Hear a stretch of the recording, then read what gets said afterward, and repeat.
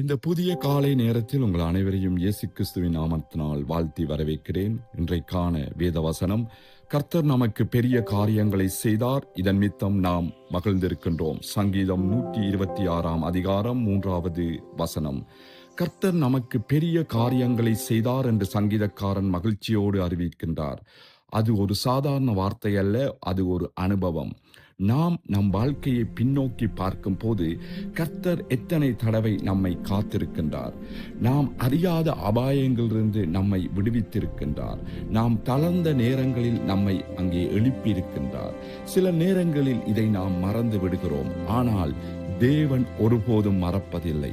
இன்று இந்த காலை நேரத்தில் நாம் நன்றி சொல்லும் மனதுடன் அவருடைய சந்நிதியில் வந்து நிற்போமா?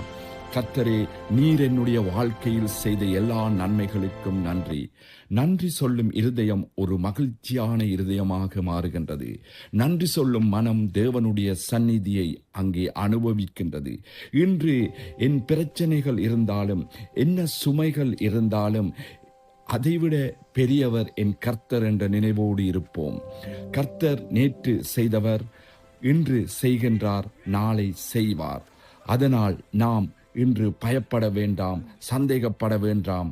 மகிழ்ச்சியோடு சொல்லுங்கள், கர்த்தர் எனக்கு பெரிய காரியங்களை செய்தார்.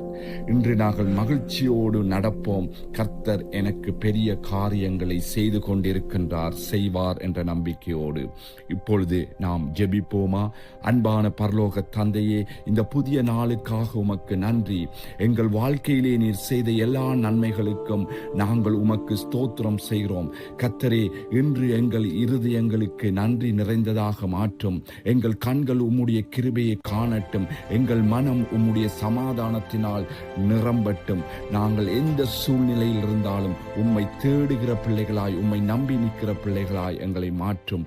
எங்களை முழுமையாக உமது கரத்திலே வைக்கிறோம். எங்கள் வாழ்க்கையிலே நீரே பெரிய காரியங்களை செய்வீராக.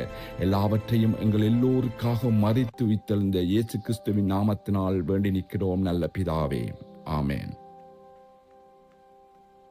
If this meditation is a blessing to you, like, share, subscribe, and receive the Word of God daily. Tell your friends about this.